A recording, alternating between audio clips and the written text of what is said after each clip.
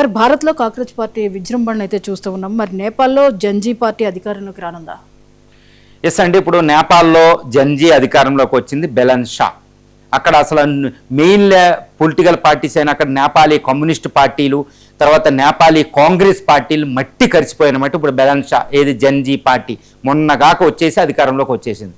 ఇక్కడ బంగ్లాదేశ్లో మనం చూసాం, అమెరికాలో కూడా నో కింగ్స్ ప్రొటెస్టులు జరుగుతున్న జంజీలో. ఇప్పుడు ఇండియాలో కాక్రోచ్ పార్టీ, రెండు పార్టీలు వచ్చినాయి అనమాట. ఒకటి ఏంటంటే కాక్రోచ్ జనతా పార్టీ, రెండోది నేషనల్ పారాసైటిక్ ఫ్రంట్ అనేది ఇంకొకటి వచ్చేసింది, పరాన్న జీవుల ఫ్రంట్ అనేది.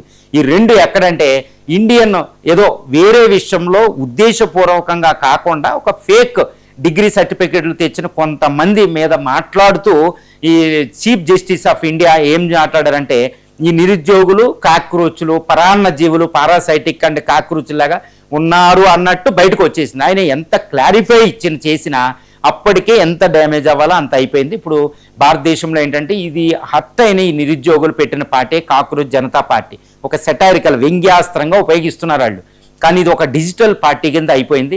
ఇప్పటికే 20 మిలియన్ సబ్స్క్రైబర్స్ దానికి క్రాస్ అయిపోయింది. అంటే ఏంటి, ఇటు కాంగ్రెస్, బీజేపీ, యాప్ అన్ని పొలిటికల్ పార్టీలు ఈ యొక్క సబ్స్క్రిప్షన్ ఆన్లైన్, ఇన్స్టా అంటే సోషల్ మీడియా సబ్స్క్రిప్షన్ని ఇది కాక్రోచ్ పార్టీ ఎన్పీకేలు దాటేసినాయి. అంటే ఎంతటి విస్తృతమైన ప్రజాదరణలా వెళ్ళిపోయి మనం అర్థం చేసుకోవచ్చు. ఇది ఒక పెద్ద, ఇప్పుడు కొంతమంది ప్రముఖులు సోషల్ యాక్టివిస్టులు ఏంటంటే ఏం మాట్లాడుతున్నారంటే, ఇది జాగ్రత్తగా ఆపరేట్ చేస్తే అధికారంలో కూడా వచ్చే అవకాశం ఉంది, ఒక political force, alternative democratic force కింద వచ్చే అవకాశం ఉంది అనేది మనకు తెలుస్తుంది. ఇదేమీ రెవల్యూషన్ కాదండి, according to the constitution of India జరుగుతుంది. ఇదేంటంటే ఒక డెమోక్రటిక్ డెఫిషిట్, ఇండియాలో ఒక డెమోక్రటిక్ డెఫిషిట్ ఉంటుంది. అంటే ప్రజాస్వామ్యంలో కొన్ని లోటు ఉంది, ఇది ఎవ్వరూ కాదనలేని సత్యం. రాజ్యాంగం నేను ఎప్పుడు చెప్తాను, రాజ్యాంగ పీఠిక ఉంటుందండి. రాజ్యాంగ పీఠికలో ప్రియాంబుల్ ఆఫ్ ది కాన్స్టిట్యూషన్లో భారత రాజ్యాంగ లక్ష్యాలు వివరించబడ్డాయి. అక్కడ ఏంటంటే సామాజిక, ఆర్థిక, రాజకీయ న్యాయం, మనకు తెలుసు socialistic, secular, democratic republic of India అని ఉంటుంది, అక్కడే ఉంటుంది అనమాట. సామాజిక, ఆర్థిక, రాజకీయ న్యాయం, దీన్నే వెల్ఫేర్ స్టేట్ అంటారు. అందుకే ప్రాథమిక హక్కులు, ప్రాథమిక విధులు, ఈ రాజ్యాంగ వ్యవస్థ అంతా, ఈ పరిపాలన వ్యవస్థ అంతా. ఇప్పుడు భారతదేశానికి స్వతంత్రం వచ్చి 80 సంవత్సరాలైనా రాజ్యాంగ లక్ష్యం పూర్తిగా అసంపూర్ణంగా ఉంది. అదే మనకి ఎన్నో రిపోర్టులు చూపిస్తున్నాయి. ఇప్పుడు అసమ్మిళిత డెవలప్మెంట్, సమ్మిళిత అభివృద్ధి లేకపోవడం, ఈ యొక్క పేదరికం, కరప్షను, ఇవి అవి, పొలిటికల్ ఇన్స్టెబిలిటీ, ఏ రాజకీయ పార్టీకి పూర్తి మెజారిటీ భారత ప్రజలు ఇవ్వడం లేదంటే ఎంతటి దారుణ డెమోక్రటిక్ డెఫిషిట్ ఉందో మనం అర్థం చేసుకోవచ్చు. దీనికి పూరించడానికే కాక్రోచ్ పార్టీ వచ్చిందంటే తిరుగు లేకుండా వచ్చింది, ఆధారం లేదు. ఎందుకంటే రాజకీయ పార్టీలను దాటేసి దాని సబ్స్క్రిప్షన్ పెరుగుతుంది, యూత్లో ఎఫెక్ట్ వస్తుంది, ఎక్స్ అకౌంట్ని బ్యాన్ చేసిన. అంటే ఈ విషయాన్ని ముందే నేను ఎప్పుడు చెప్తూ ఉంటాను, అంబేద్కర్ ముందే ఊహించేశారండి, అంత ఈజీ కాదు. కాన్స్టిట్యూషన్, భారత రాజ్యాంగ నిర్మాతలు మనకి ఎన్ని వార్నింగ్లు ఇవ్వాలో అంత ఇచ్చారు. నేను దాన్ని ఏమంటానంటే, భారత రాజ్యాంగ నిర్మాతలు, నేను ఎప్పుడు ఒక విషయాన్ని చెప్తూ ఉంటానన్నమాట, అంబేద్కర్ కోసం చెప్పినట్టు. అంబేద్కర్ ఒక తిరుగులేని, ఒక ప్రకృతి ఇచ్చిన మహాశక్తి అనమాట ఈ సజీవ సంస్కృతిని ముందుకు నడిపించడానికి. ఎందుకంటే 1947లో స్వతంత్రం వచ్చినప్పుడు అక్కడ బోర్డర్ని వాళ్ళు ఇష్టం వచ్చినట్టు చేసినప్పుడు, బ్రిటిష్ వాడు 250 సంవత్సరాల పాలన తర్వాత ఢిల్లీ జమునా రివర్, ఇటు సట్లేజ్ రివర్, ఇటు గంగా రివర్, ఇటు బ్రహ్మపుత్ర రివర్ రక్త తర్పణ చేస్తున్నప్పుడు, దేశాల్లో లక్షల మంది చనిపోయినప్పుడు, ఢిల్లీలో ప్రశాంతంగా ఒక భవన్లో కూర్చుని ఆయన రాజ్యాంగం రాస్తున్నారు. ఒకసారి ఆ పరిస్థితిని ఊహించండి. 1947కి ఒకసారి పరకాయ ప్రవేశం చేయండి, టైం ఎక్కి వెనక్కి వెళ్ళాలి మనకు అర్థం అవ్వాలంటే. 1947 ఆగస్టు 15 ఈ సంవత్సరం సమయంలో రాజ్యాంగం రాస్తున్నాడు. 1950 జనవరి 26 వరకు 2 సంవత్సరాల పాటు రాజ్యాంగ రచన కొనసాగింది. ఈ సమయంలో దేశంలో భారత సాంస్కృతిక చరిత్రలోనే భయంకరమైన రక్త తర్పణ జరుగుతుంది. కానీ ప్రశాంతంగా కూర్చున్నారు మహానుభావులు, ఎవరు, అంబేద్కర్ సారథ్యంలో కూర్చొని రాజ్యాంగ రచన చేశారు. ఇప్పుడు రాజ్యాంగాన్ని ఇష్టం వచ్చినట్టు చదువుతారన్నమాట, ఇది అని. కానీ ఎలాంటి పరిస్థితుల్లోంచి అది వచ్చింది, అతి పెద్ద విప్లవం అది భారతదేశంలో. అంత విప్లవం తర్వాత పుట్టిందనమాట, అది నడిపిస్తుంది. కానీ అందులో చెప్పబడిన ఎంతవరకు ఫుల్ఫిల్ అయినాయి. అందుకే అంబేద్కర్ ఒక పెద్ద భయంకరమైన వార్నింగ్ ఇస్తాడు భారతీయులకు, భవిష్యత్తు తరాలకి. ఇది మనకిచ్చిన వార్నింగ్ అనమాట. ఆ వార్నింగ్ ఏంటంటే, అది ఎలా ఉంటుందంటే, నేను ఎందుకు చెప్తున్నానంటే, తల్లిదండ్రులు ఉంటారు చూడండి, మనకి చిన్నప్పుడు వాళ్ళు చెప్పినవి మనకు అర్థం కావు. ఇలా చెయ్యి ఏది ఇంత నీతులు చెప్తారేంటి, ఫ్రీడమ్ లేకుండా చేస్తారేంటి అని కూతురు కొడుకులు మనం తిట్టుకుంటూ ఉంటాం అనమాట.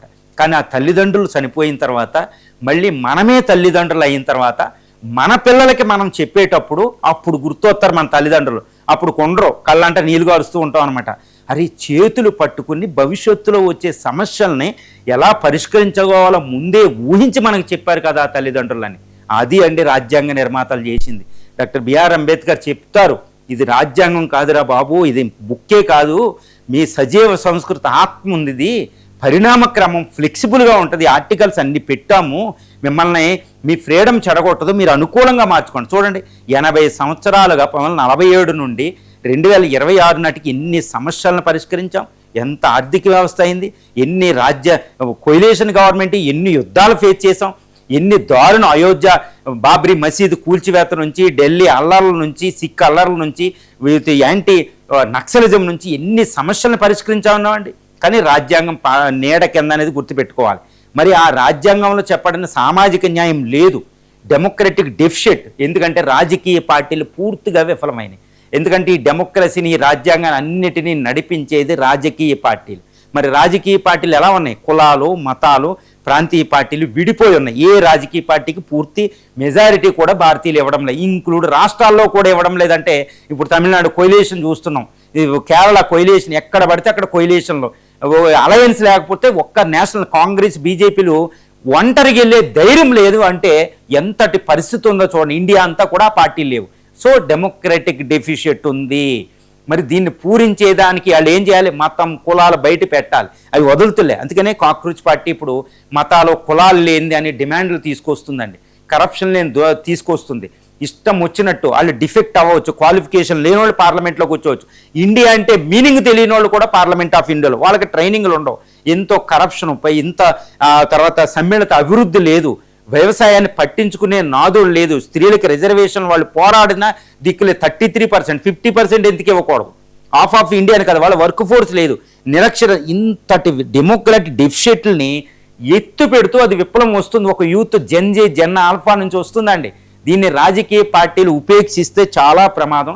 ఉపేక్షించకుండా కాంగ్రెస్, బీజేపీ అన్ని పార్టీలు కాక్రోచ్ పార్టీని చాలా జాగ్రత్తగా గమనిస్తున్నాయి. వాటన్నిటిని మేనిఫెస్టోలో పెట్టుకోండి. 2029 లోక్సభ ఎన్నికల్లో మీ మేనిఫెస్టోలో పెట్టండి, చేస్తామని చెయ్యండి, లేదా మళ్ళీ 3 సంవత్సరాలు చేయండి, లేదా కాక్రోచ్ పార్టీ తప్పకుండా అధికారంలోకి వస్తుంది. అంత ఈజీ కాదు, చాలా జాగ్రత్తగా. ఎందుకంటే దీని వెనకాల చాలా అద్భుతమైన యువ శక్తి ఉంది. ఒక ప్రజాస్వామ్య విప్లవం ఇది, ఒక రాజకీయ విప్లవం ఏదో, కానీ రాజ్యాంగం కింద. కాబట్టి దాన్ని ఏం చేయలేం.